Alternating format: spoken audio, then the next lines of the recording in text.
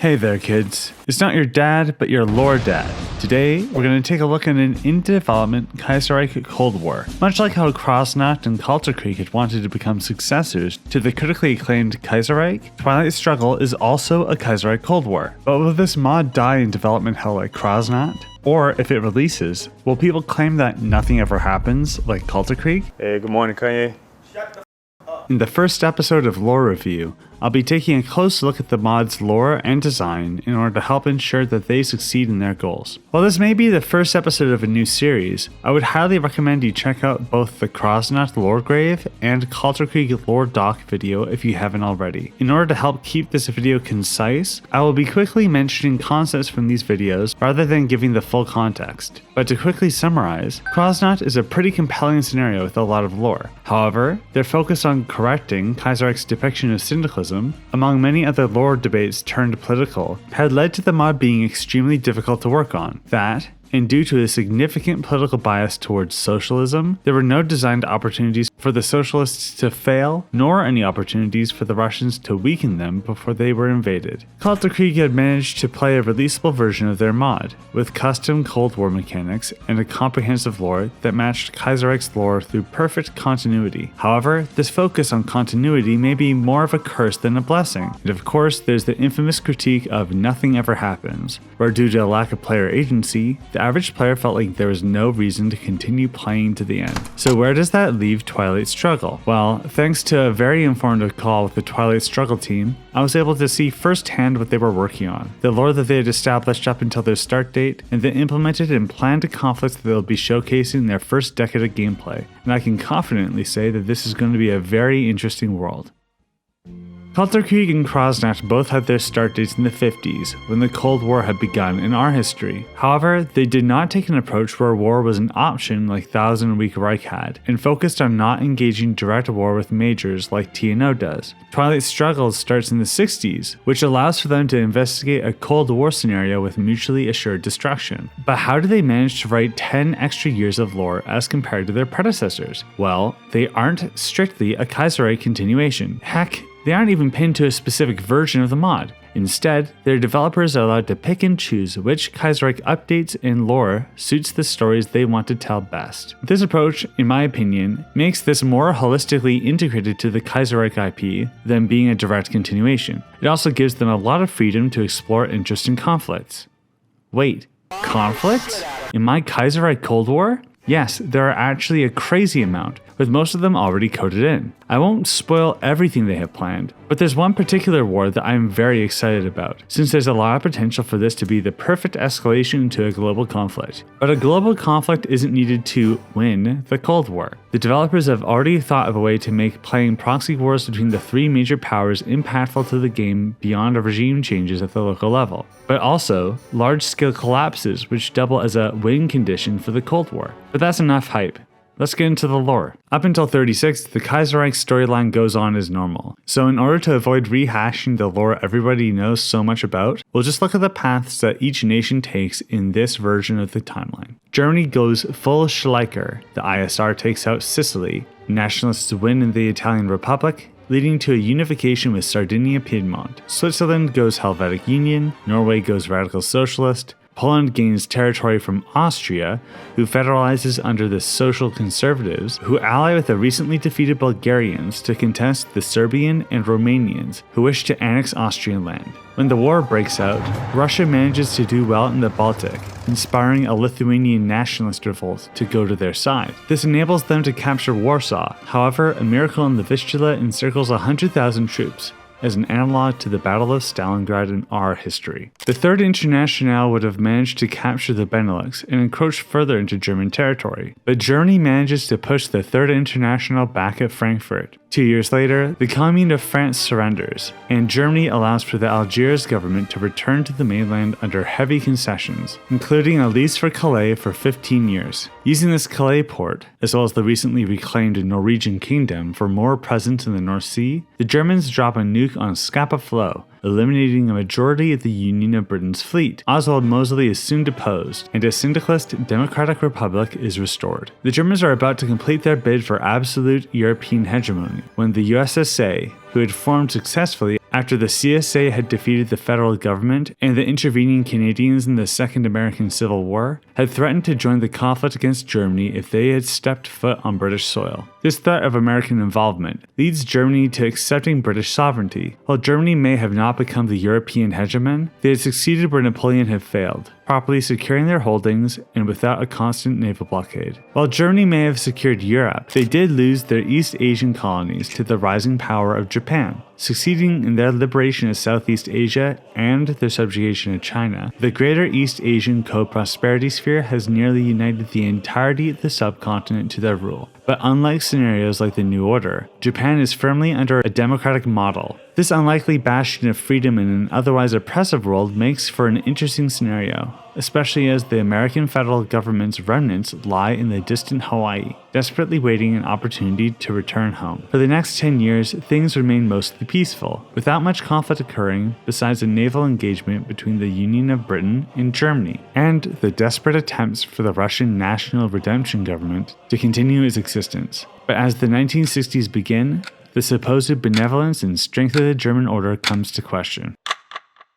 If you've been keeping up to date with the developers in their Discord or subreddit, you will know of some conflicts like the Alaskan War, where the US federal government in Hawaii can manage to make landfall in the state, or the Ostpact War, where all neighboring states of Russia dogpile on a third attempt for a free Russian republic. There's also the South African War, where the syndicalist South Africans invaded the German colonies with the explicit goal to liberate the colonies from oppression, involving an American-backed South Africa versus German colonies. But out of all these very interesting proxy conflicts, there's one that I'm absolutely fascinated by: the Mediterranean War. In Twilight Struggle, the Italians are united by the nationalists. Despite the odds, they unite Italy under their banner, but their ambitions are far more grand than unification. The Italians want to carve out their own sphere of influence, so they may be never forced to kowtow to the Germans or Austrians ever again. They get their opportunity when the Ottoman Empire starts to show signs of weakness. Despite being the sick man of Europe, the Ottoman Empire survived 2 great wars. Their empire has changed shape over the years, but overall, the Turks are generally better off than they had been in our history. Their continued control over the Middle East, which was previously seen as a desolate wasteland, had been discovered to contain the largest deposits of oil in the world, granting the Sublime Porte an extreme increase in wealth. And yet, the Ottomans would face significant unrest. Centuries-long ethnic divisions and brutally violent ideological struggles would put their fragile democracy to the test, all while the military eagerly awaits their demise. While the Ottoman Empire historically, and by necessity, had ensured that they had granted rights to minorities within their vast multicultural empire, it was not enough to prevent their Balkan losses. The former hegemons of Anatolia, Greece, would seek to reclaim portions of their empire with significant Greek minorities along the Aegean coast. While less probable than in our timeline, there would be an incredibly contentious island that would be the catalyst for our Mediterranean War. Cyprus had in our timeline faced a significant conflict where the Greek Cypriots had challenged the rule of the British and attempted to bring the island into the Greek nation. They were opposed by the Turkish Cypriots, who had sought to keep Cyprus separate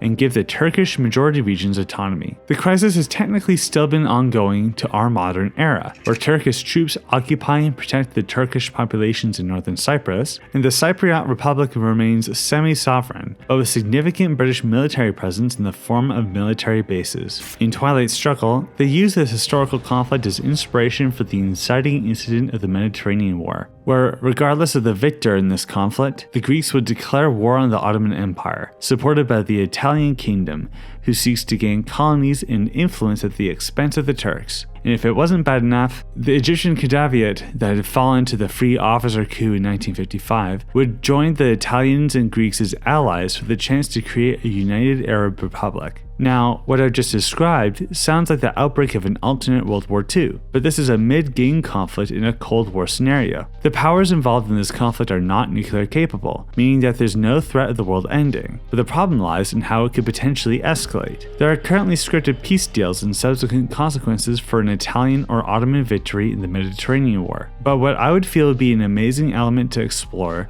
is how the other great powers would react. Would Bulgaria seek to bargain with the Turks to regain their Aegean coast? If the Bulgarians do join the side of the Ottomans, what will happen with Serbia and Romania? What if Romania attempts to regain their Black Sea access and gets denied by their Austrian overlords? Would it trigger a Romanian and Serbian revolution and subsequent war with Russia? Would the Italians support the Romanian Revolution and fight Austria? Or would they distance themselves from Romania to prevent a war with Austria? What if Austria just declares war on Italy anyway? And regardless of how Austria and Italy end up at war with each other, is Germany going to get involved if Austria starts to lose? And if the Germans get involved because their sphere of influence is slowly falling apart like dominoes, would the USSR invade Europe from their British beachhead? This level of escalation may be implausible and could go directly against what the developers are trying to accomplish with their Cold War approach. But if we want to introduce a gameplay factor to enable player agency beyond descending volunteers, we could take inspiration for how Hearts of Iron 4 handles the Second Italo-Ethiopian War, where the longer the war goes on, the war escalation level increases. Once the escalation level increases, the world would react in different ways. This is represented by allowing for international volunteers or even direct intervention. But in the case of the Mediterranean War, it could be correlated with the ability of each of the nations I had mentioned above to get involved in the conflict. The exact levels and when each nation can take action, and why,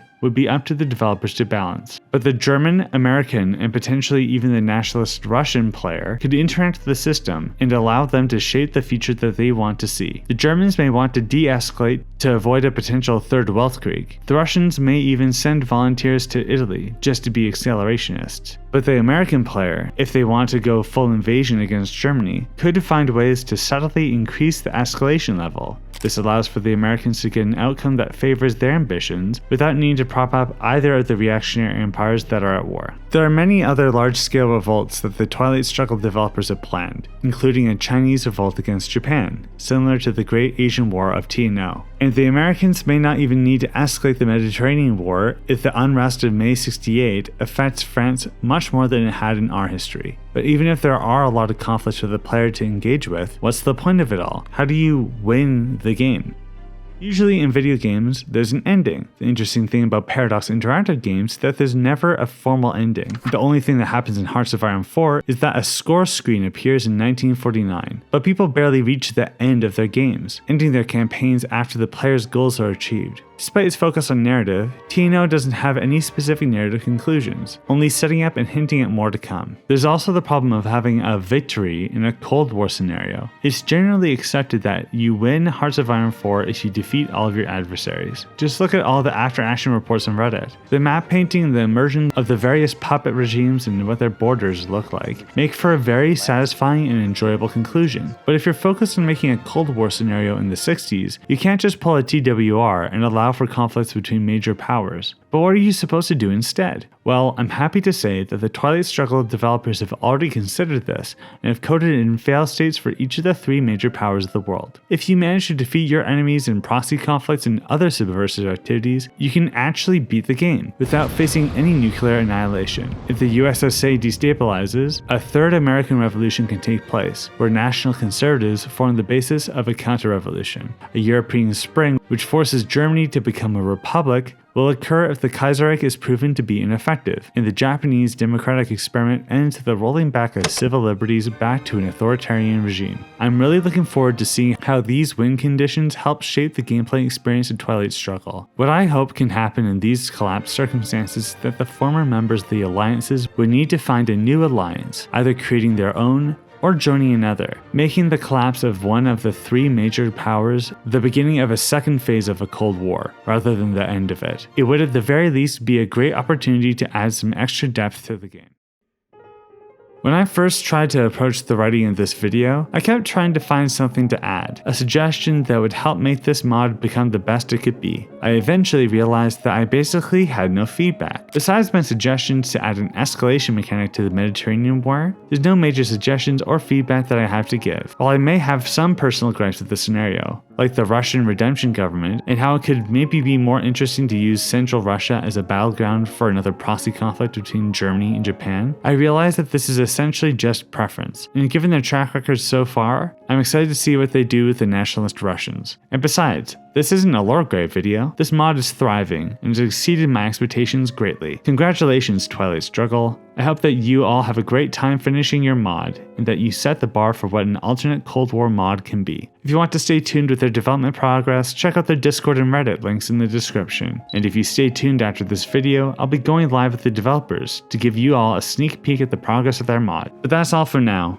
It's been your LoreDad. Look both ways when you cross the street, eat your vegetables, and I hope you have a good day.